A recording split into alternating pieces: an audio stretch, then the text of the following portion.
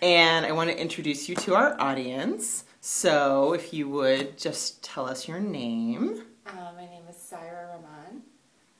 And Syra, what kind of work do you currently do? I am a derivatives trader on a outsourced trade floor downtown. Wow. Okay. I wonder if anyone, aside from you, knows exactly what that means, because I don't. So officially, what it might say in your job description or in some type of contract you might have, what do you do at work? I essentially I do institutional sales. So we represent 23 different banks, and when they have commercial real estate clients, they come for financing.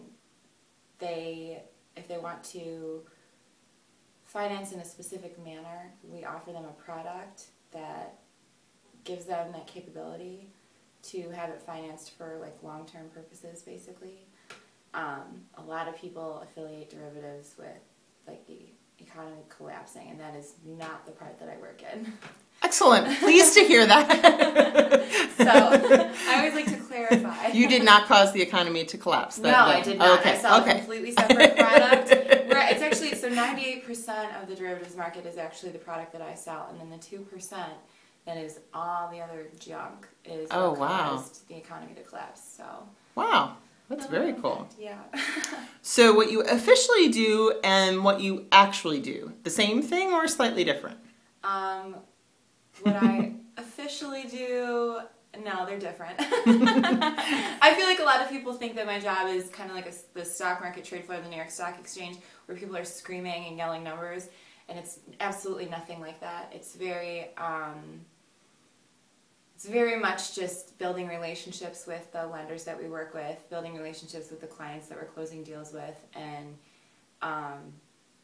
a lot of like mathematics behind it, being able to explain it in a very simplified manner. Wow. So, yeah. So what type of education do you have? I graduated from Case with a degree in finance.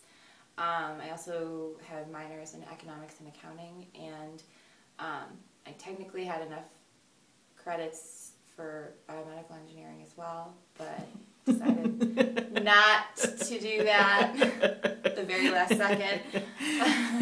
So Case Western Reserve University is Yes, Case, mm-hmm. and I understand those degrees, your major and your minor, sound like they're in pretty close alignment with the work that you do. Yes. Are they required for the work that you do? So if someone had an interest in doing your work but did not have those degrees, could they break into your field? Yes. Okay. Their top sales guy, gosh, I forget I think he went to school for, I don't know, sociology maybe? Wow. So, I mean, you learn a lot on the job.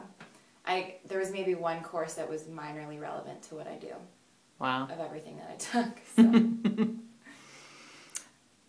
What is the name of the company that you work for? B&F Capital Markets.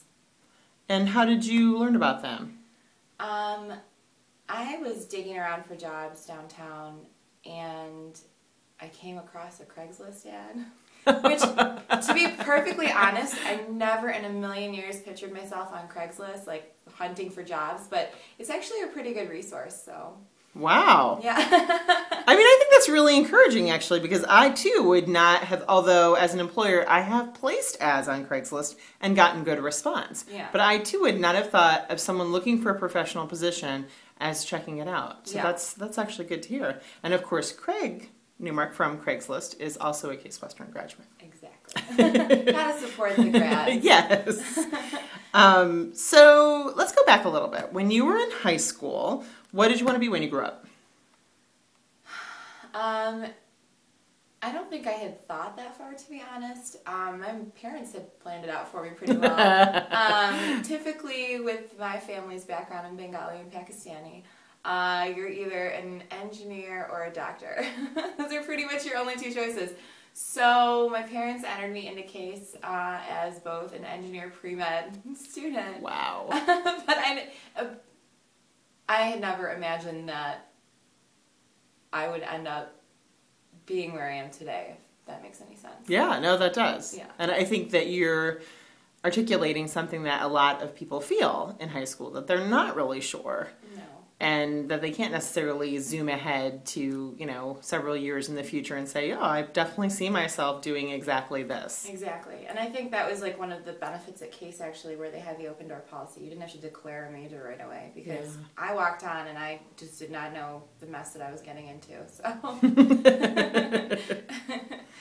So tell me a little bit about being, you went into college, like a lot of young people whose parents have an idea of something that they should do or think they'd be good at, and you started taking your pre-med and engineering courses, and kind of what happened from there that got you to finance, for example. I think what happened was I started taking the courses, and they were interesting. It was nice to have something like really challenging to do, but at the same time, it was kind of like I'm such an outgoing person, and I think your personality has a huge part to do with what you end up doing with your life.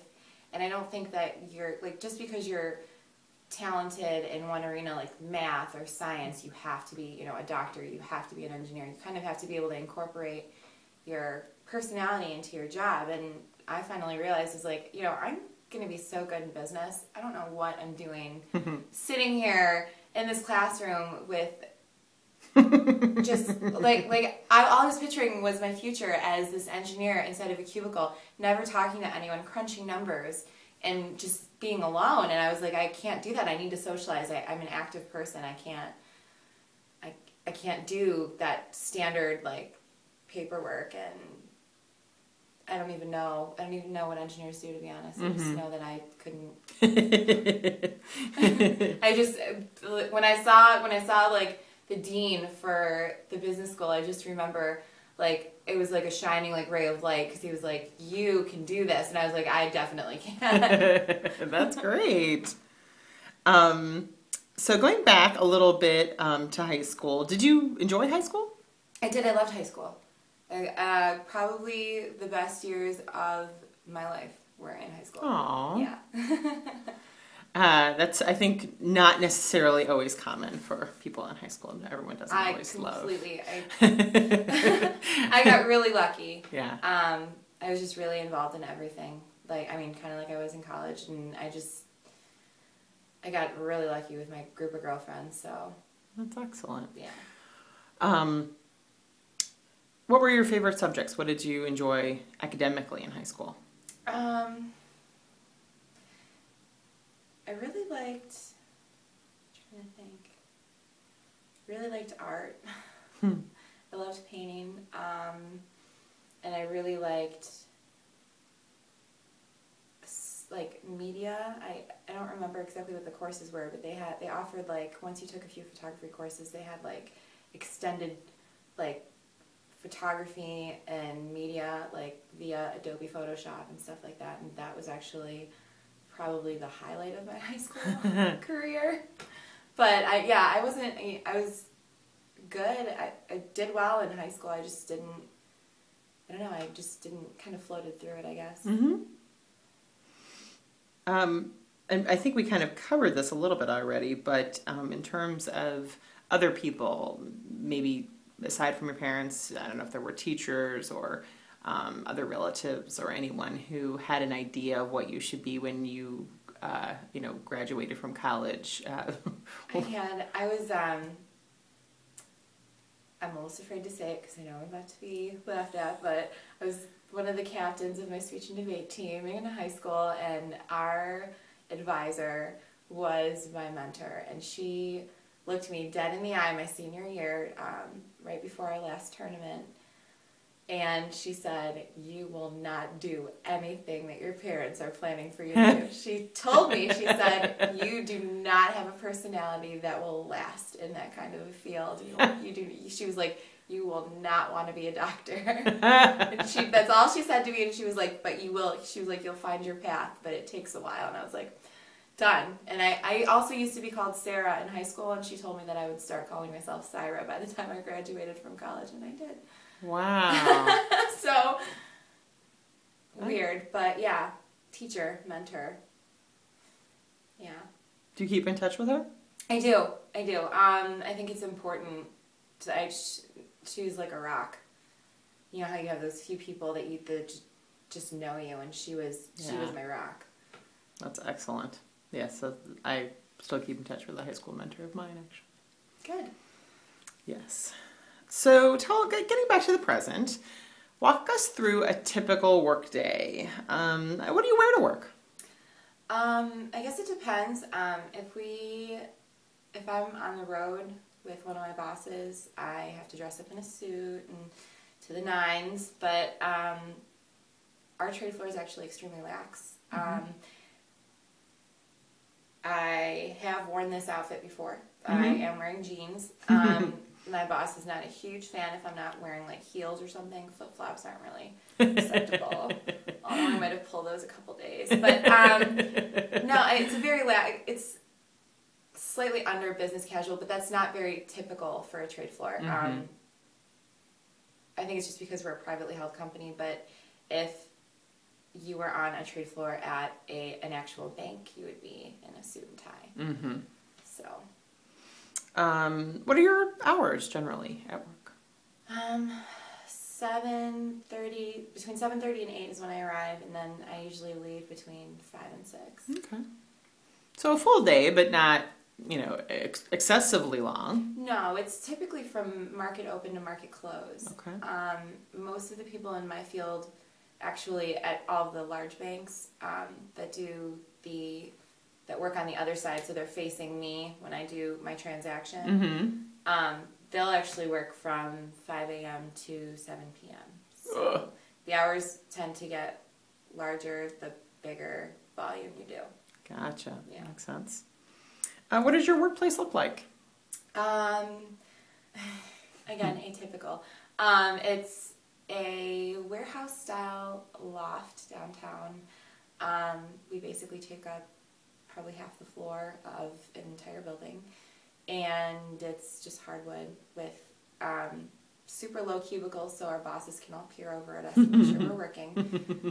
Again, atypical though. All the trade floors that I've been on have just it's huge cubicles, high walls, very office space. Yeah. Where do you eat your lunch, for example? In my cubicle. I don't usually have time to leave. So. And to whom do you report? I currently have 5 bosses and then 2 company owners, so 7 people total that I report to. Wow. I basically do anything that they don't have time for and everything that they don't want to do. Do you think that that's in part because you're a younger member of your hands down team? Oh okay. yeah, and it's the only way that you learn. They right. basically threw me under the bus and said figure it out, and I can't think of anyone my age that got better experience. Yeah. Because when you're at a large, I'm just comparing all my friends that work on real trade floor, hardcore trade floors. I feel like they're so far behind me because they didn't get thrown under the bus. They don't get the opportunities to do a lot of the things that I do. So that's great. Yeah. For you. Do you ever bring home work? No. Correction. If my boss is very big on teaching us things, and if my boss gives us homework, which is 3 or 4 times a year, for example, the Dodd-Frank Act that just got put in place on financial reform. It's affecting our company in a lot of different ways. There's a lot of moving parts to it. And he basically wanted all of us to be well-read on all of it. So wow. he told me specifically, find the pieces where it's relevant to us, print it out for me, give me a short summary. Wow. And we've been slowly but surely incorporating it into our accounting for all of the documentation that our banks need. So